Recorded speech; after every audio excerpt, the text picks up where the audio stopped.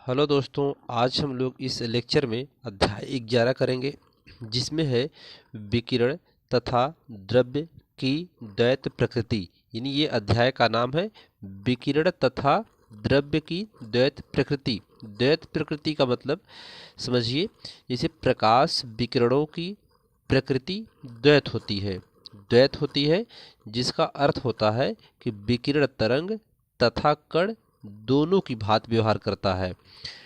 ठीक है, यानी द्वैत प्रकाश जो विकिरण होता है, विकिरण की प्रकृति द्वैत होती है, जिसका अर्थ होता है कि विकिरण तरंग तथा कण दोनों की भांति व्यवहार करता है।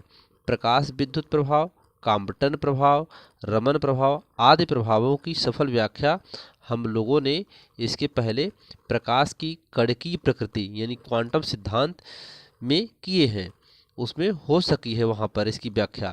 जबकि कुछ प्रभाव जैसे परावर्तन, अपवर्तन, व्यतिकरण, विवर्तन, ध्रुवण की व्याख्या प्रकाश की तरंग प्रकृति में हुई थी, अर्थात पिछले अध्याय में हम लोगों ने इसको किया था। इसी को प्रकाश की द्वैत अथवा दोहरी प्रकृति कहते हैं। ठीक है, तो यही सब जो परावर्तन, अपवर्तन, व्यतिकरण और जो काम्पटन प्रभाव, रमन प्रभाव, प्रकाश वैद्युत प्रभाव, ये सब क्या है, इसी को हम प्रकाश की द्वैत अथवा दोहरी प्रकृति कहते हैं। द्वैत का मतलब दोहरी प्रकृति कहते हैं। तो इस अध्याय में हम विकिरणों की द्वैत प्रकृति, प्रकाश विद्युत प्रभाव, हर्ट्ज तथा लेनार्ड के प्रेक्षण, आइंस्टीन का प्रकाश विद्युत समीकरण और प्रकाश की कणात्मक प्राकृतिक प्रकृति और द्रव्य तरंगे, कणों का तरंगदार्थ आदि चीज़ों का अध्ययन हम लोग इस अध्याय में करने वाले हैं। तो सबसे पहले आइए अध्याय का शुरुआत करते हैं पहले हेडिंग से कि इलेक्ट्रॉन उत्सर्जन।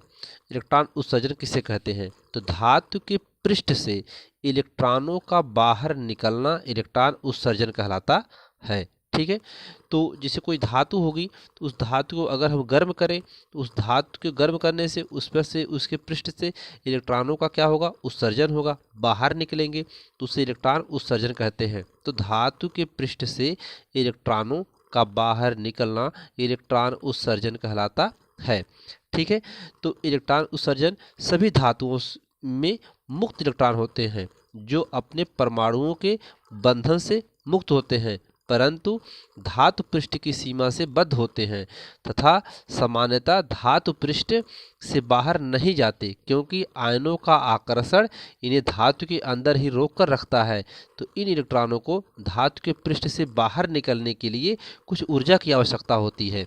ठीक है, तो जो ऊर्जा की आवश्यकता होती है ताकि उस आकर्षण बल से वो बधा रहे, वो तोड़ा न जा सके, तो जब उस धातु के पृष्ठ से इलेक्ट्रॉन का बाहर निकलना ही इलेक्ट्रॉन का उत्सर्जन कहलाता है। इस प्रकार से ठीक है, कार्यफलन इसमें क्या है देखते हैं। कार्यफलन अगली हेडिंग है।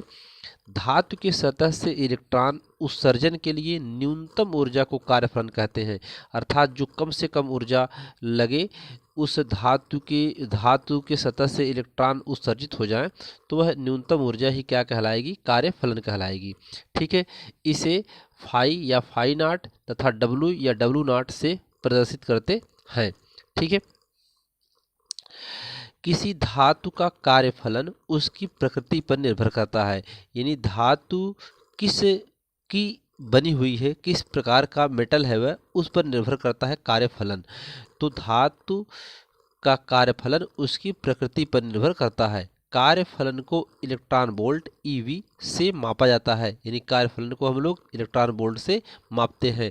कार्यफलन का मात्रक जूल या इलेक्ट्रॉन वोल्ट होता है। ठीक है, तो इसमें एक इलेक्ट्रॉन वोल्ट की परिभाषा देखते हैं। यहाँ पर एक वोल्ट विभवांतर में एक इलेक्ट्रॉन को त्वरित होने पर उसके द्वारा प्राप्त की गई ऊर्जा को इलेक्ट्रॉन वोल्ट कहते हैं।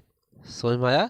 क्या कर रहा है कि एक वोल्ट विभवांतर में एक इलेक्ट्रॉन को त्वरित होने पर उसके द्वारा प्राप्त की गई ऊर्जा को इलेक्ट्रॉन वोल्ट कहते हैं।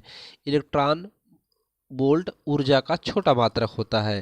तो E बराबर क्यू वी, E बराबर क्यू वी से यहाँ पर यदि इलेक्ट्रॉन का आवेश Q तो इसका मान होता है 1.6 × 10⁻⁻⁹ कूलाम, वह बोल्ट, बोल्ट बराबर कितना, 1 वोल्ट हो तो बोल्ट बराबर कितना हो, 1 वोल्ट हो तो 1 इलेक्ट्रॉन वोल्ट का मान होता है 1.6 × 10⁻⁻19 जूल होगा। ठीक है, तब 1 इलेक्ट्रॉन वोल्ट का मान इतना होगा। इसके बाद आइए बुक में देखते हैं, 11.1 पेज नंबर 390 पर दिया हुआ है बुक में, उसमें देखते हैं। यहाँ पर दिया हुआ है कुछ 11.5 में कुछ धातुओं के कार्यफलन। तो जैसे CS का है 2.14, ठीक है, इसका इतना इलेक्ट्रॉन वोल्ट का कार्यफलन। के अर्थात पोटेशियम 2.30, सोडियम, कैल्शियम, इस सब का यहाँ पर आप देख सकते हैं, लेड, एल्युमिनियम का, तो सबका कार्यफलन यहाँ पर दिया हुआ है, प्लेटिनम का। तो इस प्रकार से सभी धातुओं की प्रकृति पर निर्भर करता है कार्यफलन।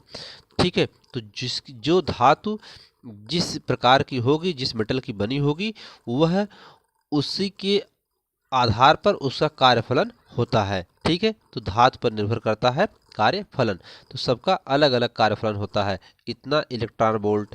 ठीक है, पोटेशियम का 2.30 इलेक्ट्रॉन वोल्ट, या Φ0 बोलते हैं या इलेक्ट्रॉन वोल्ट बोलते हैं। EV भी इसके आगे हम लिख सकते हैं, तो यहाँ EV दे दिया हुआ है। ठीक है, तो इस सारणी से हो गया यहाँ पे। ठीक, अब आगे देखते हैं। तो आगे अब हम यहाँ पर आपको ये सब बताने वाले हैं। अभी आगे देखते हैं, 11.1 पेज नंबर 390 पे हम लोगों ने देखा। अब इलेक्ट्रॉनों के उत्सर्जन मुख्यतः 4 प्रकार से होते हैं। तो पहला है तापायनिक उत्सर्जन। तापायनिक उत्सर्जन, जब किसी धातु को गर्म करने से उसकी सतह से इलेक्ट्रॉन निकलने की क्रिया को तापायनिक उत्सर्जन कहते हैं। यानी जब किसी धातु को गर्म की जाती है तो गर्म करने से उसकी सतह से इलेक्ट्रॉन निकलना शुरू हो जाए तो वही क्रिया क्या कहलाएगी, तापायनिक उत्सर्जन कहलाती है। तथा उत्सर्जन होने वाले इलेक्ट्रॉन को तापायन कहते हैं। जो इलेक्ट्रॉन उत्सर्जित होते हैं उनको क्या कहते हैं, तापायन कहते हैं। ठीक है, तापायनिक उत्सर्जन के लिए धातु के निम्न गुण होने चाहिए। यानी अब तापायनिक उत्सर्जन होने के लिए उस धातु में ये गुण होना आवश्यक है, क्या, कि धातु का कार्यफलन कम होना चाहिए, जिससे कम ताप पर अधिक संख्या में इलेक्ट्रॉन उत्सर्जित हो सके। तो कार्यफलन क्या होना चाहिए, कम होना चाहिए। जब कार्यफलन कम होगा तो वह जो है कि उसमें से इलेक्ट्रॉन अधिक संख्या में उत्सर्जित होंगे। धातु का गलनांक अधिक होना चाहिए, जिससे गर्म करने पर वह पिघल न सके। यानी धातु बहुत आसानी से न गले, उसे गलनांक अधिक होना चाहिए, अधिक ताप तक वह हीट हो सके, तभी जा करके उससे इलेक्ट्रॉन उत्सर्जित होंगे। तो ये कंडीशंस उसमें होना बहुत जरूरी है। अगला नंबर देखते हैं, प्रकाश आयनिक या प्रकाश विद्युत उत्सर्जन।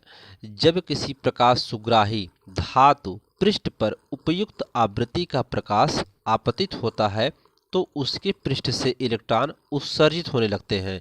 ठीक, इस घटना को प्रकाश विद्युत उत्सर्जन अथवा प्रकाश विद्युत प्रभाव कहते हैं तथा उत्सर्जित इलेक्ट्रॉनों को प्रकाश इलेक्ट्रॉन कहते हैं तथा इस घटना द्वारा उत्पन्न धारा को प्रकाश विद्युत धारा कहते हैं। ठीक है, तो ये आयनिक, प्रकाश आयनिक या प्रकाश विद्युत उत्सर्जन है। क्षेत्र उत्सर्जन क्या होता है, जब धातु पर प्रबल विद्युत क्षेत्र आरोपित किया जाता है, यानी धातु पर बहुत प्रबल विद्युत क्षेत्र आरोपित किया जाता है तो इलेक्ट्रॉनों पर प्रबल विद्युत बल कार्य करता है, तब उस इलेक्ट्रॉन पर प्रबल विद्युत बल कार्य करने लगता है, तब उसके पृष्ठ से निकल इलेक्ट्रॉन उत्सर्जित होने लगते हैं, जिसे क्षेत्र उत्सर्जन कहते हैं। जैसे स्पार्क प्लग में, ठीक है, जैसे प्लग स्पार्क करता है तो उसमें से आप देख सकते हैं क्षेत्र उत्सर्जन इलेक्ट्रॉनों का। द्वितीयक उत्सर्जन, द्वितीयक उत्सर्जन क्या है, जब तीव्र वेग वाले कण के धातु के सतह से टकराने पर इलेक्ट्रॉनों के उत्सर्जित होने वाली क्रिया को द्वितीयक उत्सर्जन कहते हैं तथा उत्सर्जित होने वाले इलेक्ट्रॉन को द्वितीयक इलेक्ट्रॉन कहते हैं। ठीक है दोस्तों, तो इस लेक्चर में इतना ही। धन्यवाद।